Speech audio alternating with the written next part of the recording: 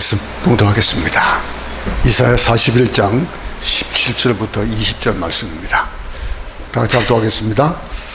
가련하고 가난한 자가 물을 구하되 물이 없어서 갈증으로 그들의 혀가 마를 때에 나 여호와가 그들에게 응답하겠고 나 이스라엘의 하나님이 그들을 버리지 아니할 것이라.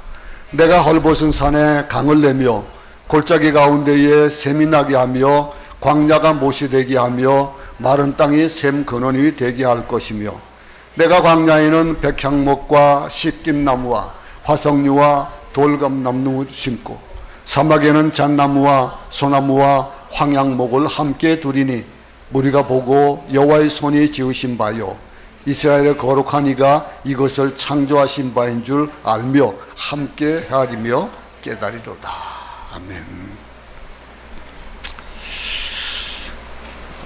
신명기 32장에 보면은 광야 생활 40년을 지나서 가나안 땅을 앞두고 있는 그런 모세, 그 모세가 가나안을 들어가지 못했어요. 가나안을 들어가지 못하고 그러고서 젖과 꿀이 흐르는 땅이다 라고 하는 그 땅을 위해서 그렇게 40년 동안 그렇게 험한 세월을 보내왔는데 정작 그 땅에 들어가지 못했습니다. 그리고 이 가나안을 바라보면서 이 모세가 하나님 앞에 말씀을 선포하고 하나님 앞에서 이스라엘 백성들 앞에서 말씀을 선포하고 하나님의 그 음성을 들려주는 그런 일들, 그게 우리 32장에 있는데 그 미래를 준비하는 일들, 이스라엘 백성들이 그렇게 지내왔어요. 근데 이사야 말씀을 읽어놓고 뚱딴지 이상한 생뚱맞게 이사야 본문을 읽고서 이렇게 오늘 이 신명기 말씀 얘기하냐 그러실지 모르겠는데 광야 생활 40년 세월이 이스라엘 백성들에게는 어땠을까요? 그냥 막 애굽만 출발하면 바로 될 줄 알았거든요. 근데 그렇지가 못했어요. 그렇지가 못하고 그리고 가나안을 들어가면서도 어땠습니까? 가나안을 들어가면서도 그들은 가나안에 있는 원주민들과 매일 싸워야 됐었어요. 막 싸우고. 근데 40년을 지내오면서 하나님이 왜 그들을 40년 동안 방황하게 가셨는가? 라고 하는 거 우리 잘 알잖아요. 그 모든 근원이 어디 있었습니까? 이스라엘 백성들에게 있었어요. 근데 그리고 나서 가나안에 들어가가지고 그들을 다 쫓아내지 못하고 그들과 함께 있으면서 그러면서 또 살아갑니다. 그러면서 이스라엘이 나눠집니다. 북이스라엘과 남유다로 나눠지고 그러면서도 또 배반하고 배신하고 또 하나님이 용서해 주시고 그런 세월을 지나오다가 이스라엘 시대에 와가지고는 어떻습니까? 나라도 뺏기고 이제는 뭐 볼 곳이 없는 그런 때가 되어지는 거예요. 이 광야 생활 40년이 이스라엘 백성들에게 고달프고 위기의 연속인 시간이었지만은 하나님의 교훈은 분명했습니다. 딱 한 가지. 이 백성이 세상 사람들이 살아가는 이 중심되어지는 것이 떡으로 산다라고 하는 거. 지금 현재 우리도 마찬가지죠. 우리가 이 세상을 살아가면서 떡으로만 사는 거? 그거 아니다 이거예요. 하나님의 말씀으로 살아가는 것이다 라고 하는 것을 훈련시키고 깨우치시는 그런 일들이 계속해서 있어 왔거든요. 그런데 깨닫지 못해요. 그 상황이 펼쳐집니다. 고통, 위기, 좋아할 사람 누가 있습니까? 누구 하나 그냥 정말로 아무 염려 없이 아무 어려움 없이 살아가고 싶잖아요. 근데 그렇게 우리가 어려움을 좋아하는 사람 또 그 위기, 고통 그런 속에서 그것이 벗어나고 싶은 사람이지만은 그런데 그 초점이 내게 있고 내가 먹는 곳에 있고 내 삶의 급급한 곳에 있으면은 해결할 수가 없어요. 그걸 해결할 수 있는 방법은 없다는 거예요. 이 광야와 같은 위기, 고통 이런 속에서 이 평범한 삶 속에서는 결코 배우거나 깨달을 수 없는 그런 성숙한 보석 같은 그런 교훈들이 있어요. 근데 그걸 소화하지 않아요. 사람들은 그것을 참 좋아하지 않습니다. 이스라엘 백성들이 이 광야에서 겪은 위기, 고통 그런 것들은 그들이 성장해 나가는 그런 단계인데도 불구하고 그것이 싫고 그냥 껑충 뛰어서 성장하고 싶다라고 생각하는 그런 것도 마찬가지예요. 아이들이 학교 다니면서 그런 생활을 안 해본 사람 있을지 모르겠습니다. 저는 좀 그래도 좀 열심히 한다고 하는 그런 애지만은 그런 속에서도 저도 빨리 어른 됐으면 좋겠다. 이 학교 그냥 꽁정 뛰어넘어가지고 그래가지고 저 어른 됐으면 좋겠다. 그런 생각도 해본 적이 있거든요. 그런데 이 하나님은 모세를 통해서 이스라엘 백성들이 40년을 재조명해보고 해석하게 하시는 거예요. 모세, 느보산 앞에서 그러면서 그는 이제 가나안을 못 들어가지만은 이스라엘 백성들에게 뭐라 합니까? 내가 있는데도 불구하고 너희들이 이렇게 살아왔는데 내가 죽고 나면 어떡할 거냐 라고 하는 거. 그 속에서 너희들이 하나님 봐야 돼, 하나님 아니면 안 돼 라고 하는 것들을 이 신명기 32장에서는 그렇게 얘기해 주고 있는 거예요. 그러면서 33, 34장 넘어가면서 그러면서 이스라엘 백성은 여호수아 시대로 넘어가잖아요. 모세가 죽고 여호수아 시대로 넘어갑니다. 근데 이 모세가 생각했던 대로 그들은 그랬어요. 그들은 모세가 죽고 나서 묘사가 있었을 때도 그랬는데 역시나 모세가 걱정했던 대로 그들은 그런 일들을 겪었던 거예요. 그러면서 가나안을 향해 갈 때 겪을 앞으로의 시련과 위기를 어떻게 맞이해야 될 것인지를 모세가 그렇게 얘기했는데도 불구하고 그거를 제대로 따르지 못했어요. 그래서 어려움을 겪었던 거예요. 마찬가지로 오늘도 마찬가지입니다. 오늘 살아가는 우리도 위기, 고통, 시련 이런 것들만이 사건이 아니라는 거예요. 우리가 지금 잠깐만 보지 못하던, 지금까지 생각하지 못했던 그런 위험에 지금 빠져 살아갑니다. 모든 것들이 모르겠습니다. 이런 상황 속에서도 세상 가운데서 아주 잘 돼가는 사람도 없잖아, 있어요. 근데 이 믿음의 세계로 나가는 그 과정 가운데서 우리가 겪는 일들이 있어요. 우리는 시험이라는 단어, 우리 한국말로 시험이라는 단어가 그 안에는 두 가지 의미가 있잖아요. 테스팅하는 시험과 템테이션에 대한 시험이 있습니다. 그 시험, 근데 그 가운데 이 테스트라는 그 시험, 우리 믿는 자들에게도 하나님께서는 테스트를 하셔요. 계속해서 테스트를 하시는데 인생의 걸림돌을 만들어 놓고 그걸 디딤돌로 삼아가는 그런 지혜, 그거를 가지기를 원하셔요. 이 세상에 모든 악한 것들은 우리로 하여금 그 믿음의 삶을 제대로 살아가지 못하도록 방해를 하고 가로막는 것들이 많이 있기 때문에 그것을 얼마만큼 잘 이겨나갈 수 있을 거냐라고 하는 것을 위해서 우리에게는 계속해서 시험을 주시는 거예요. 어려움을 주시는 거예요. 이 내가 지금까지 살아왔던 것, 인생을 뭐라고 비합니까? 배와 같다, 그렇게 얘기하기도 하잖아요. 풍랑도 만나고 막 뒤집어지기도 하고 우리가 그 살아오는 그 삶들, 근데 우리가 어제처럼 오늘도 살아갈 수 있을 것이다 라고 예상했던 대로 이 세상 살아갈 수가 있습니까? 매일매일 새로운 삶이 세워지는 거예요. 새로운 것들이 만들어지고 뜻하지 않은 사건이 우리의 모든 것들을 한순간에 바꿔버리고 그런 속에서 인생의 소용돌이 속으로 몰고 가는 경우가 참 얼마나 많은지 몰라요. 그런 속에서 우리는 어려움을 겪고 있는 우리 성도님들도 있습니다. 그 속에서 한 번의 방황은 그냥 그것으로 끝인다면 괜찮겠지만은 그것으로 끝이지 않고 그 방황이 우리 마음에 남아있는 거예요.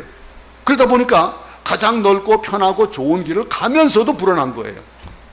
그러면서도 두려움이나 불안과 함께 동행하는 그런 믿음의 삶을 살아가면서도 염려하고 걱정하고 근심하는 그런 일들을 하며 살아가는 거예요. 그러다 보니까 자꾸 벼랑이 보이고 자꾸 밑에가 보이니까 어떡합니까? 안 그러려고 막 잡는 것들이 세상의 것을 잡게 되고 그러다 보니까 아까도 우리가 기도할 때 말씀드렸지만은 자꾸 매주 회개를 안 하면 안 되는 그런 삶을 우리가 살아가요. 왜 그럴까요? 예상하지 못한 날, 어느 날 이제는 더 이상 어제처럼 살 수 없을 것 같은 날, 지금 우리가 그렇게 얘기하고 있잖아요. 코비드 이전의 삶을 우리는 돌아가기 힘들 것이다, 그렇게 비관하고 살잖아요. 이런 일들, 무엇을 의지해야 될지 깜깜한, 언제 끝날지 모르는 그런 터널 속에서 그 터널 끝이 보여야 되는데 안 보이고 깜깜한 속에서 얼마나 더 가야 되지? 라고 하는 그런 일들을 우리가 겪고 있다라고 하는 거예요. 이 방황으로서 우리의 삶의 이런 위기 가운데 이런 우리 인생에 아무 소용도 없는 것 같은 이 어려움들, 이 고난들, 이게 어떨 땐 하나님의 테스팅이라는 거예요. 어떨 때 하나님이 그것을 디딤돌로 삼고 가라고 우리 앞에 놓아주시는데 그걸 디딜려고 하지 않는 거예요. 인생의 지우개로 그냥 싹 지워버렸으면 참 좋겠는데 잘 안 되잖아요. 응? 인생의 고난, 위기, 상실 그런 속에서 두려움을 느끼고 산다라고 하는 거. 여러분 한번 자기 자신에게 한번 물어보세요. 나는 얼마나 지금 평안함 가운데 살고 있는가? 나는 하나님이 함께 하시고 성령님의 인도하심을 받으며 살아가니까 얼마나 나는 평안한 삶을 사느냐 생각해 보세요. 이 일들, 오늘 우리 삶이 정말 한 치 앞도 내다볼 수 없는 답답하고 어려운 현실이라도 이걸 절망이라고 규정짓지 않고 이것을 디디고 나갈 수 있는 정말 가치 있는 삶의 보석을 찾는 그러한 사람으로 삶을 살아야 되겠다라고 하는 것들을 오늘 우리 본문에서는 얘기해 주고 있는 거예요. 그 상황이 그렇게 어려운데 시련과 위험을 받는다. 시련. 근데 그것이 테스트다. 그러면 시련과 시험을 위해서 하나님께서 우리에게 주시는 여러 가지 사용하는 방법들이 있어요. 그 가운데 어떤 것이 있을까요? 지금 우리가 잘 알듯이 이 한 방법이 환경이에요. 환경에 휩쓸려서 우리가 살면서 좌지우지 당하는 때가 많다는 거예요. 환경이 좋으면은 그 좋은 걸 몰라요. 감사함을 모르고 환경이 나쁠 때만 그 환경이 보여요. 근데 그 환경을 가지고 감당하기 어렵고 감당하지 못할 그런 환경들을 만들어주시는 그 속에서 우리는 하나님이 시험하신다라고 하는 걸 잊지 말아야 될 것이고, 또 한 가지 질병일 거예요. 이 코비드 같은 질병도 있고, 요즘 나이가 드니까 막 온몸이 아픈 데가 많아요. 이런 거. 또 여러분들 가운데서도 건강하니까 잘 모르고 지나갈 수도 있겠지만은, 그러나 이 질병이라는 것도 어떻게 할 수 있는 방법이 없어요. 아무리 돈 많은 사람이라도, 아무리 지혜가 좋은 사람이라도 자기 몸이 나빠지는 건 어쩔 수 없어요. 그래서 그냥 그거 나빠지지 않으려고 막 열심히 운동하고 그러잖아요. 이런 질병, 이 질병을 통해서 시련을 주시지만은 그러나 그것이 시험일 수도 있다는 거예요. 그 시험, 실패도 있고 좌절도 있는데 그 모든 것들을 우리는 그냥 실패에만 초점을 맞추지 말라 이거예요. 좌절에만 초점을 맞추지 말자 이거예요. 이 시련과 시험은 궁극적으로 하나님께서 우리를 순결하고 깨끗하고 거룩하게 살아가기 위해서 주시는 방법일 수 있다는 거예요. 우리 몸에 묻은 잘못된 것들을 닦아내기 위해 가지고 어쩌면 빼빠 같은 것들로 막 그냥 쓸어야 되는 그런 경우도 있을 수 있다는 거예요. 우리 화장실에 아주 들어왔을 때 우리 제니 와가지고 우리 청소해 주면서 뭐 했습니까? 생각도 못했는데 그 누렇게 변한 화장실을 빼빠로 문지르니까 깨끗해지더라고요. 그럼 그것이 깎아내는 어려움이 있을 때에 되는 거예요. 근데 시련과 또 시험은요, 특징이 있습니다. 항상 그 특징이 그 속에 있으면은 끝일 것 같고, 정말로 언제 이 일들이 다시 바뀌어질지 모르는 것 같은 그런 속에서 하나님은 침묵하시는 것 같은 거예요. 어려움 속에서 항상 볼 수 있는 것이 그 속에 보면은 그냥 끝날 것 같지가 않은 그런 어려움. 하나님이 없다라고 한 생각, 하나님께서 나를 잊으신 것 같다라고 생각할 만한 그런 일들이 있다라고 하는 거예요. 그 특징이 시련, 시험 속에서도 있어요. 테스팅 속에서도 있다는 거예요. 하나님이 이스라엘 백성들에게 시련과 시험을 주기적으로 주셨습니다. 주기적으로 주면서 그곳에서 넘어가게. 근데 오늘 본문에 보듯이 바벨론에게 포로로 주신 거예요. 던져버리셨어요. 이 포로가 되었다? 우리가 잘 생각하지 못할 수 있겠지만 우리도 그런 일들이 겪어왔던 것들이 공산주의 치하에 있었고, 또 그리고 일제 침략에도 있었고, 그런 속에서 자유가 없고 가정이 파괴되고 성전이 무너지고 죽을 때까지 감당할 수 없을 것 같았던 그런 고달픈 시련이 계속되고 있는 이 시점이에요. 오늘 이 본문이 이루어진 시점이 바로 그런 시점이에요. 이거를 전제하고서 오늘 이 본문을 봐야 그것이 되어지는 거예요. 오늘 보세요. 이 말씀 한 구절 보겠습니다. 41장 우리 17절 한번 보겠습니다. 가련하고 가난한 자가 물을 구하되 물이 없어서 갈증으로 그들의 혀가 마를 때에 나 여호와가 그들에게 응답하겠고 나 이스라엘의 하나님이 그들을 버리지 아니할 것이라. 자, 보세요. 가련하고 가난한 자가 목이 말라가지고 물을 구하지만은 갈증으로 그들의 혀가 마르지만은 먹을 것이 없다는 거예요. 그럴 때 마실 물이 없을 때 그때 하나님께서 응답하시겠다라고 하는 거예요. 이스라엘 하나님이 그들을 버리지 않을 것이다. 이런 기막힌 시련과 시험 속에서 절망하고 좌절하고 믿음마저 다 잃어버리게 된 때에 이사야를 통해서 하나님이 주신 그 비전이 오늘 본문이에요. 가련하고 가난한 자가 물을 구한다. 가련하고 가난하다는 것은 사람이 생활하기 위한 그런 기초적인 필수품도 없다는 거예요.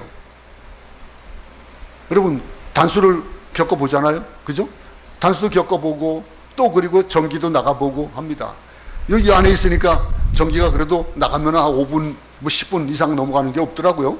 그런데 가스통이 있을 때는 그냥 우기철만 되면은 그냥 전기가 나가면은 하루도 좋고 이틀도 좋고 어떨 땐 보름 이상씩 전기가 안 들어가지고 아주 뭐 그냥 뭐 애를 먹은 그런 적들이 있습니다. 근데 그런 것들은 있을 때에 잘 몰라요. 감사함은 모르고서. 근데 물을 구하는데 물이 없어서 혀가 마르는 상황이에요. 얼마나 이들이 비참한 상황에 던져졌는가를 알 수 있다는 거예요. 하나님의 시련은 참 묘합니다. 그 시련이라는 것. 죽을 것 같은데 안 죽어요.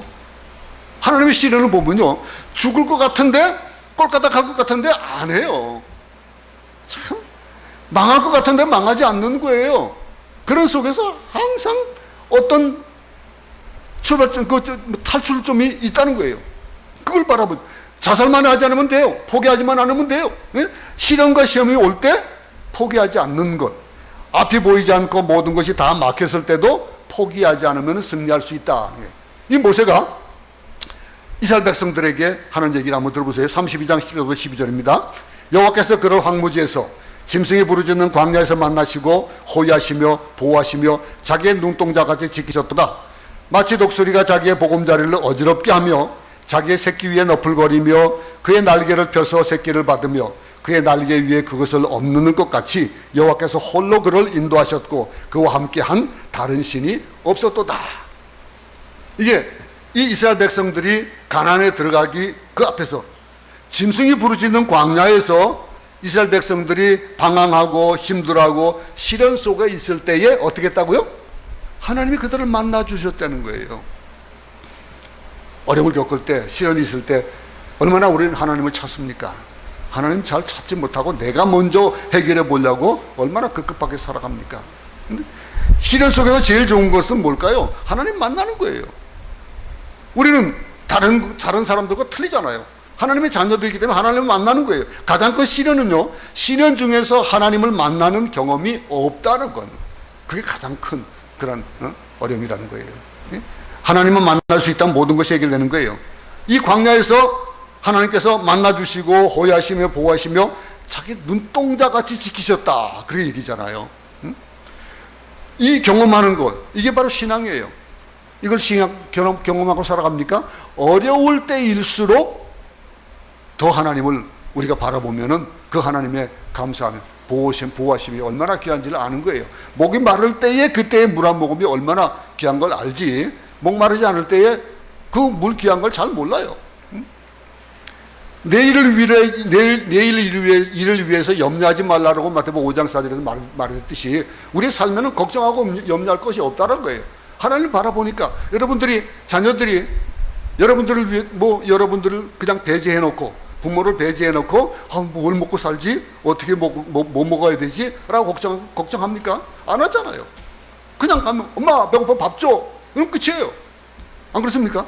이런 일들 하나님께서 주신 은혜로 하루를 살아가는 거예요. 매일매일. 그러다 보니까 우리가 승리할 수 있는 거, 그것이 하나님을 바라봐야 되는 거. 독수리가 새끼를 기르는 모습이 지금 나오고 있습니다.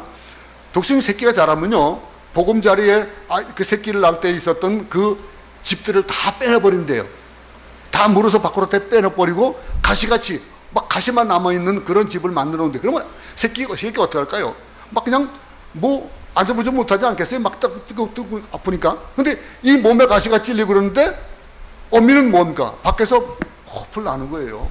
그 앞에서 왔다 갔다 하는 거 보니까 새끼가 어떡합니까? 자기도 해보고 싶은 거예요. 해보고 싶어가지고 그 따가우는 거 가시 속에서 벗어나와서 뛰어내버린 거예요. 근데 어떡합니까? 됩니까? 안 됩니까? 떨어질 수밖에요. 아무리 날개새도 안 돼. 그럴 때에 어미가 와가지고 어떡합니까? 다 와서 날개로 받아주는 거예요. 그리고 다시 올려놓는 거예요. 그러면 이 날 줄을 모르기 때문에 곤두박질 그때에 그 새끼를 받아서 올려주는, 이런 식으로 하늘을 나는 법을 가르친다는 거예요. 예? 얼마나 독수리가 자기 보금자리를 어지럽게 하며 자기 새끼에 너풀거리며 그의 날개를 펴서 새끼를 받으며 그의 날개에 그것을 없는 것 같이, 이 말이 그 말이에요. 응? 얼마나 멋있습니까? 이런 일들, 이 일들. 근데 이처럼 하나님께서 우리를 훈련시키는 훈련 방법, 홀로 인도하시고 보호하시고 호위하시고 눈동자같이 지키시는 그 하나님, 응? 시련과 시험, 그 고난과 역경 속에서 죽을 것만 같은 이스라엘 백성들에게 하나님께서는 두 가지를 하시는 거예요. 17절 한번 다시 한번 보겠습니다. 가련하고 가난한 자가 물을 구하되 물이 없어서 갈증으로 그들의 혀가 마를 때에 나 여호와가 그들에게 응답하겠고 나 이스라엘의 하나님이 그들을 버리지 아니할 것이라. 시련과 위험이 있을 때 하나님께서 뭐 하신다고요? 응답하신다 그랬습니다. 응답하신다. 이 응답이라는 것은 뭘 때 있는 거예요? 부르짖거나 요청이 있을 때 응답하는 것이 이제 아무것도 없는데 응답하지 않는다는 거예요. 이 전제가 뭐예요? 시련과 위험, 시험 속에서 응답하시는 그 일은 우리에게 뭘 하라는 거예요? 하나님을 바라보고 하나님께 요청하라는 거예요. 그럼 응답한다는 거예요. 응답한다? 하나님께서 귀를 기울이신다는 뜻이에요. 우리의 한숨 소리도 들으시고 침묵의 언어까지 들으시는 그 말을 들으시고 응답하신다라고 하는 것. 또 한 가지 뭡니까? 버리지 않는다 그랬습니다. 이스라엘 백성들은 포로 생활에 지금 지치고 힘들어 있습니다. 기도해도 아무 응답이 없는 것 같아요. 그래서 하나님이 자기들을 버렸다라고 절망하는 그런 상황이에요. 그때 이사야가 말합니다. 아니다. 하나님께서는 안 듣는 것 같아도 들으시고 버리시는 것 같아도 버리지 않으신다. 그러면 하나님이 우리를 버린 적이 있느냐? 없다는 거예요. 생각해 보세요. 여러분들이 어려움을 겪었을 때에 설사 여러분들이 하나님을 찾지 못한다 할지라도 하나님은 여러분을 버리지 않으십니다. 항상 불꽃 같은 눈동자로 지켜주셨다라고 하는 거예요. 우리 하나님을 버렸으면서 그러면서 어떨 때는 하나님 나를 버렸어. 근데 우리가 먼저 하나님을 버린 거예요. 가만 보면요. 그 일들. 그리고는 하나님이 배신했고 하나님이 주무시고 하나님이 내 기도를 안 들어주신다. 이렇게 얘기한다는 거예요. 이어서 18절 한번 보겠습니다. 내가 헐벗은 산에 강을 내며 골짜기 가운데 샘이 나게 하며 광야가 못이 되게 하며 마른 땅이 샘 근원이 되게 할 것이며. 이 말씀은 하나님께서 환경을 바꿔주신다는 말이에요. 헐벗은 산, 메마른 산을 의미하는 겁니다. 지난 15일 날 우리 뉴스를 접하면서 아마 그냥 한쪽 길이 듣고 한쪽 길이 흘렸는지 모르겠지만은 남태평양의 섬나라 통가에 대한 얘기를 여러분 들었을 겁니다. 해저 폭발이 나고 그랬던 얘기를 들었습니다. 해저 화산이 폭발한 지에 사흘 만인 18일에 가서야 정부에서 발표가 있었어요. 통가 정부에서 화산 대폭발로 인하여서 15m 높이의 쓰나미가 쓸고 그 나라를 다 덮었다 이거예요. 그리고 뭐 거기에 최소 3명이 죽었다라고 발표가 났습니다. 뭐 그 가운데 영국 국적자가 1명이고 현지인 65세 여성이 1명이고 그리고 무슨 뭐 49세 남성이 1명이다 이렇게 했지만은 그 이후에 얼마나 많은 사람들이 또 어려움을 겪었는지 모르고 그런 일들이 있었던 거예요. 응? 저녁에 이 걸쳐 있는 그런 이 재난 때문에 거주 지역에 집 몇 채밖에 남지 않았다 이거예요. 그런 어려움에 대한 얘기를 했습니다. 근데 이 통신도 끊어졌죠. 뭐 어떤 방법이 없는 거예요. 그럼 누가 도와줄 수도 없고 공항이 화산재로 묻혀가지고 그것을 치우는 데만 얼마나 오래 걸리는지 모른다 이거예요. 그리고 그걸 겨우 공항 착륙이 가능해진 20일 오후 한 보름 닷새 정도를 지난 후에야 가서 뉴질랜드 비행기가 착륙을 하고 또 그리고 호주에서 생수를 갖다가 주고 그랬다는 거예요. 이런 얘기들. 화산재로 오염이 돼가지고 마실 물이 없는 그때의 그 상황을 오늘 본문에서 목이 마른 때를 한번 비교해 볼 수 있지 않겠어요? 그럴 때에 호주에서 생수를 보냈다. 그리고 그건 여러 나라들에서 도움을 손길을 보낸다. 통신이 끊어졌는데 미국의 해저 케이블 회사 서부콤이랍니다. 그곳이 통과의 그런 이 지역들을 다 복구하는 데에 최소의 4주 이상이 걸릴 것이라고 그랬대요. 이런 어려운 상황들을 보세요. 화산 폭발로 지진이 나서 또 쓰나미가 몰려가지고 통과가 아무것도 없는 거예요. 그런데 그런 배경에 아까 우리 이사야 말씀을 한번 보자 이거예요. 그런 때에 하나님께서 강을 열어주시고 골짜기에 샘이 나게 하시고 광야를 못이 되게 하시고 마른 땅으로 샘의 근원을 만들게 할 것이다. 이 말씀을 선포할 수 있겠습니까? 그 통가 백성들에게, 그 어려움을 겪고 있는 통가 백성들에게 이 얘기를 해줄 수 있겠냐 이거예요. 그 상황이 닥쳐 있는 속에서 어떻게 생각합니까? 지진이 일어나고 막 무너져가는 그런 죽음의 장소공원에 있는 그런 때에 그런 일들이 벌어졌다면 어떻겠냐 이거예요. 여러분 그렇게 그런 말씀을 전해줄 수 있겠습니까? 어떻습니까? 우리나라도 그런 적이 있었어요. 저는 뭐 그런 일들을 어릴 때부터 쭉 겪어왔습니다. 물론 그 6.25 동의는 아니지만은 6.25 끝나고 2년 후에 있기 때문에 정말 어려운 것들을 다 겪었던 그런 셈입니다. 근데 해방 이후에 우리나라가 겪었던 그런 일들, 근데 반세기 만에 아주 기막힌 나라로 바뀌었잖아요. 이 예전에 캄보디아의 그 서관 부총리와 함께 또 경제 담당 강요들이 우리나라를 찾아왔던 일이 있었습니다. 한번 한결같이 그들이 하는 얘기가 한국이 부럽다 그랬다는 거예요. 한국이 부러운 이유가 뭘까요? 그들은 한국은 전쟁도 겪었다 이거예요. 공산주의도 겪었다 이거예요.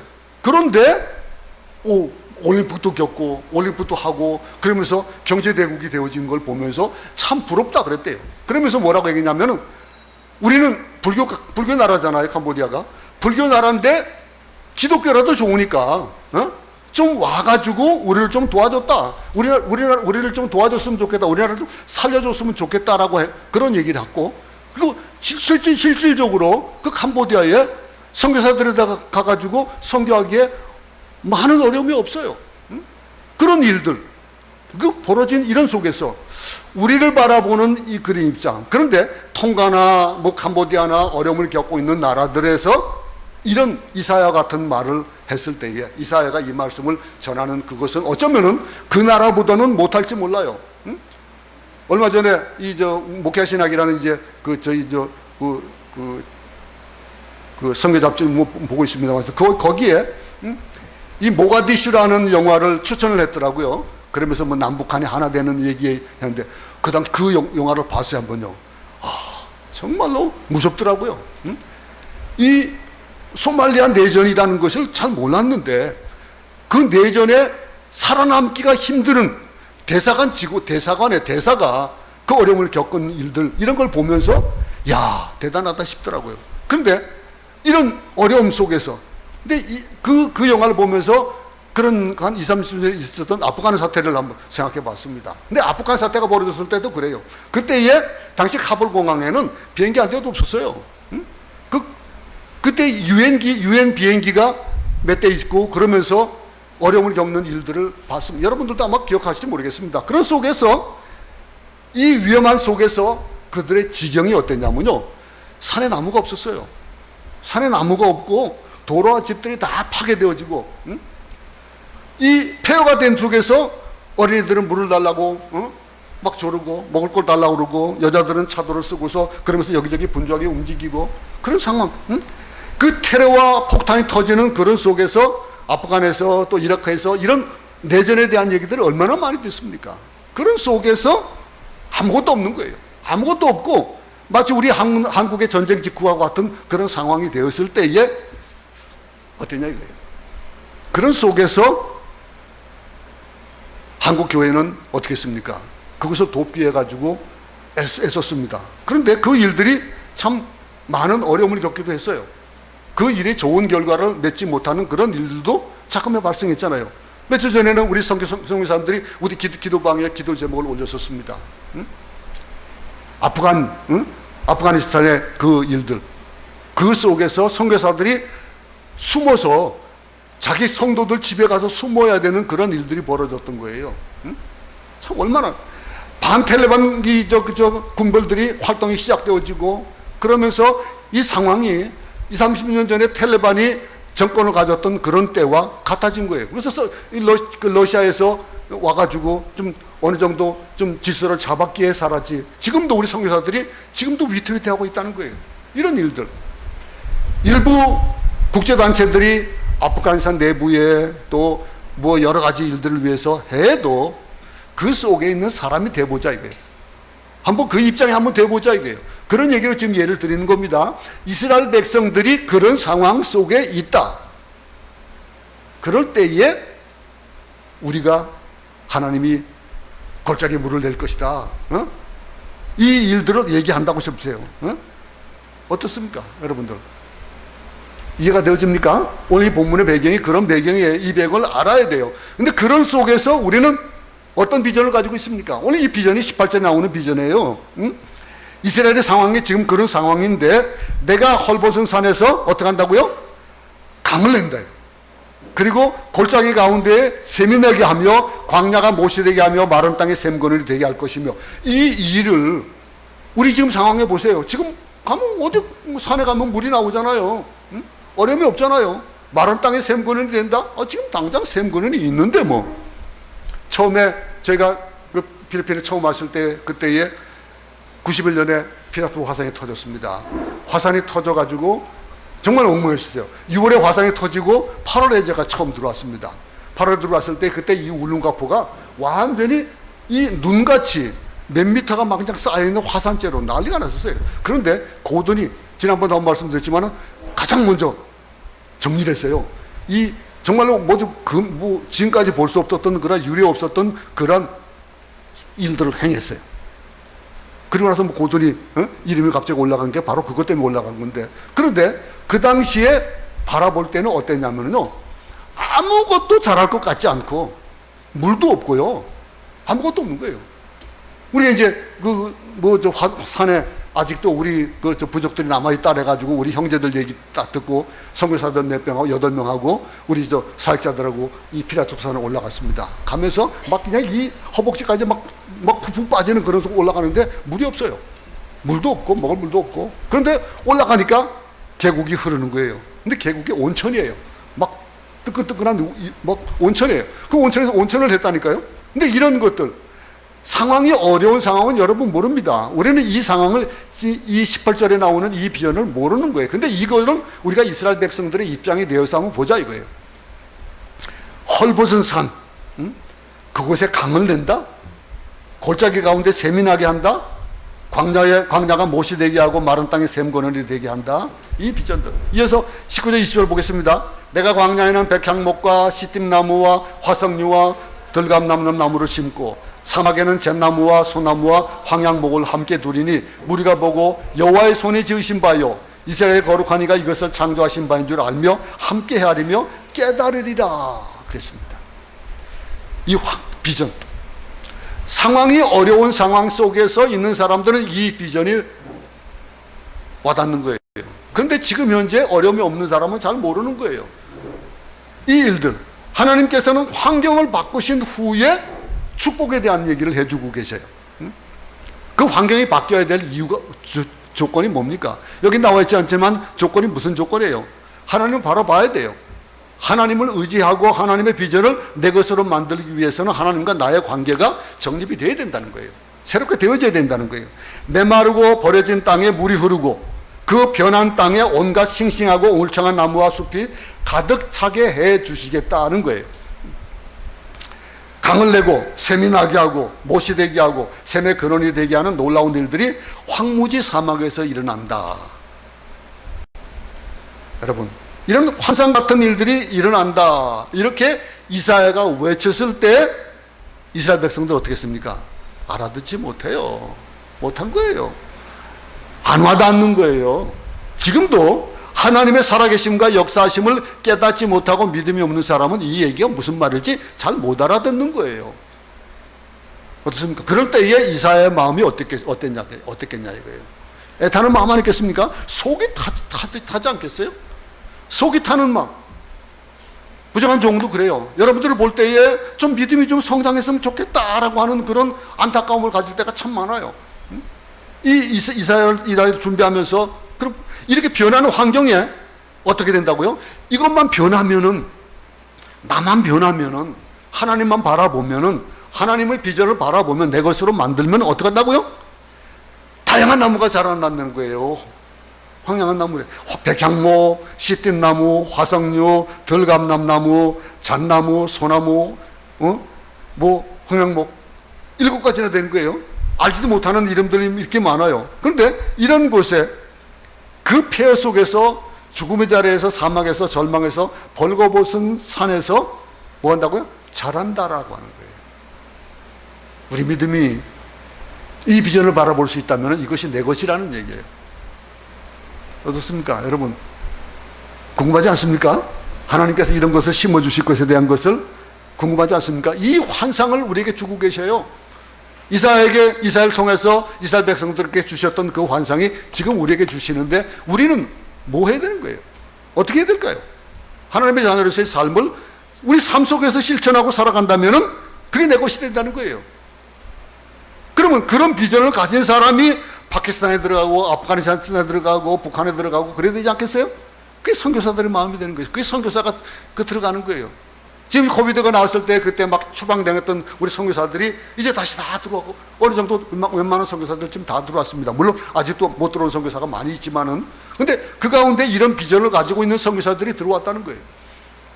여러분 폐허더미를 짧은 시간에 환상의 도시로 만들어 주실 수 있는 분이 하나님입니다. 그 하나님 이 비전이 우리 안에 있을 때에 가능하다는 거예요. 하나님이 이 비전을 주시는 것 우리나라뿐 아니라 온 지구촌이 지금 얼마나 어려운 시대를 지금 겪고 있습니까? 어려움 속에서 하나님께서 이런 나라 이런 일들을 우리 대한민국에 주시고 축복의 나라를 만들어 주시고 선교의 대국으로 만들어 주신다. 선교하는 나라로 만들어 주신다. 이때 이사야가 외쳤던 이 비전이 우리에게 있기에 그것이 가능하다는 거예요. 여러분들에게 그런 비전이 있기 바랍니다. 이 비전을 붙잡고 오늘 이사야가 외치는 이 소리를 내 것으로 받아들일 수 있는 우리 모두가 되기 바랍니다. 인생의 광야는 참 고달픕니다. 어렵습니다. 시험인 줄 알아요. 그런데도 어려워요. 두려워요. 늘 더러운 마음에 찾아올 수밖에 없습니다. 그 세상을 살아야 되니까. 이 세상 속에서 이리 부딪히고 저리 부딪히고 상처를 많은 입은 그냥 헌대난 그런 상처를 가지고 있는 사람은 더한 거예요. 더 어려운 거예요. 그런 속에서 인생의 광야를 통해서 우리는 세상 것의 한계를 볼 수 있다는 거예요. 세상엔 이 어려운 일들이 한계가 있다. 썩어질 것과 영원한 것을 분별할 수 있는 그런 지혜를 우리가 가져야 된다라고 하는 거예요. 인생의 광야를 지내는 분이 혹이 있을 수 있을 것입니다. 이 세상을 향해서 하나님을 더 가까이 만나고 더 하나님을 바라보는 그런 눈을 부립두고 본다면은 그러면은 우리는 발견할 수 있다는 거예요. 그 발견하고 하나님을 발견하고 하나님이 주시는 그 비전을 내 것으로 만들 수 있다라고 하는 거예요. 이 어려움 속에서 인생의 행복, 그 사명을 따라 살아가는 겁니다. 우리 각자에게 주신 그 사명을 따라 살 때에 그럴 때에 그 비전이 내 것이 되어지고 그리고 하나님께서 허락해 주시는 이 다양한 나무들이 심어지는 그런 일들을 우리가 목도할 수 있다는 거예요. 여러분 광야를 겪지 않은 사람이 어디 있습니까? 이 어려운 세상 속에 이 환경 속에서 우리가 살아가고 어떤 사람이 또 특별하게 무인도가 살거나 어떻게 특별하게 사는 사람이 누가 있습니까? 다 그 가운데 살아가는 거예요. 이 자리에서 평온하게 그냥 앉아서 웃을 수 있는 그런 사람이 할지라도 그 마음에 아픔이 없는 사람이 어디 있겠습니까? 오늘도 인생의 광야 같은 그 길, 정말 걸을 수 없는 것 같은 그런 그 길을 걸어가는 사람들, 모세처럼 이사야처럼 우리를 여전히 사랑하고 그 길을 걸어가게 하시는 그 하나님을 바라보고 발견하고 그 비전을 내 것으로 만드는 우리 모두 되기 바랍니다. 그렇게 살아야 되지 않겠어요? 그러면은 아무리 어려워도 우리 코에서 콧노래가 떠나지 않잖아요. 안 그렇습니까? 하나님이 우리의 우선순위를 바꾼다면은 거기에 대한 하나님이 우선순위가 되어진다면 어떻겠습니까? 우리의 진정한 행복이나 소유의 나눔, 섬김의 자유 이런 것들을 분명히 안다면 고난이 없는 사람들은요 어떻게 할까요? 교만할 수밖에 없어요. 혹시 교만하는 사람이 있습니까? 고난이 없습니까? 그럼 고난을 고치지 않은 사람은요 이 세상에 썩어질 것에 생명을 걸고 살아가는 자들이에요. 나는 하고 대비해 볼 수 있기 바랍니다. 나는 어떤 사람일까? 우리 인생 그렇게 길지 않습니다. 우리 인생 그렇게 쉽지도 않아요. 그런데 아무리 어려워도 그 말은 뭡니까? 언젠간 끝이 있다는 거예요. 어려움이 끝나고 나면은 기쁨 있고 즐거움이 있을 수 있다라고 하는 거예요. 오늘도 우리를 붙들어 주시고 동행해 주신 하나님의 사명을 따라서 다시 일어난다면, 하나님 바라본다면 우리가 어떤 축복을 우리는 바라볼 수 있을까요? 이사야가 외쳤던 그 시대는 지금 포로가 되어지고 정말로 아무것도 없는 그런 상황이지만은, 그러나 하나님께서 그들을 통해서 이루실 일들에 대한 것, 위기, 고통, 우리가 정말 피하고 싶은 일이지만은 오히려 이것들이 새로운 것으로 갈 수 있도록 디딤돌이 되어지는 그러한 경우가 있을 수 있는 그 시험이 이번 한 주간에도 우리에게도 있을지 모릅니다. 근데 그 시험을 이기고 나갈 수 있는 우리 모두 되기 바랍니다. 인생의 광야를 통해서 풍요한 삶을 누릴 수 있는 사람은 이 비전을 바라볼 수 있는 자리예요. 18, 19, 20절에 나와 있는 이 비전들, 그것이 내 것이 되어지는 우리 모두 되기 바랍니다. 하나님을 신뢰하고 하나님의 비전을 신뢰하고 하나님의 환상을 사모하는 우리 모두가 되어지고, 그래서 이 환경을 바꾸시고 이 환경 속에서 우리가 새로운 것을 원하는 그런 것보다도 그 환경을 이길 수 있는 힘을 주시는 그 하나님을 붙잡고 이 한 주간 살아가면서 승리하는 우리 모두 되기 바랍니다. 하나님 아버지, 인생은 참 어렵습니다. 힘듭니다. 우리가 살다 보니까 하나님의 시험인 줄 아는데도 그것이 참 견디기 힘들 때가 참 많습니다. 그런데 그런 속에서 이사야를 통해서 주시는 이 비전, 우리의 비전이 되기 원합니다. 이 비전을 붙잡고 살아가는 우리 모두 되도록 도와주시옵소서. 그래서 하나님께서 우리에게 주시는 그 축복으로 바꾸어 주시는 그 결말들을 통해서 하나님 앞에 온전하게 감사와 찬양을 올려드리는 우리 모두가 되는 이 한 주간 되도록 도우시옵소서. 예수님 이름으로 기도드렸습니다. 아멘. 주시옵소서. 지금은 우리 주 예수 그리스도의 크신 은혜와 하나님 아버지 무한하신 사랑하심과 성령님의 감화 감동 이르 교통하심 역사가 어떠한 고난이 있고 어떠한 시험이 있다 할지라도 그것을 잘 디뎌 나가며 이겨 나가기를 작정하는 경양성교의 모든 성도들이 머리와 생업과 조국과 이 땅의 택한 백성들을 위해 지금부터 영원히 함께 있을지어다. 아멘.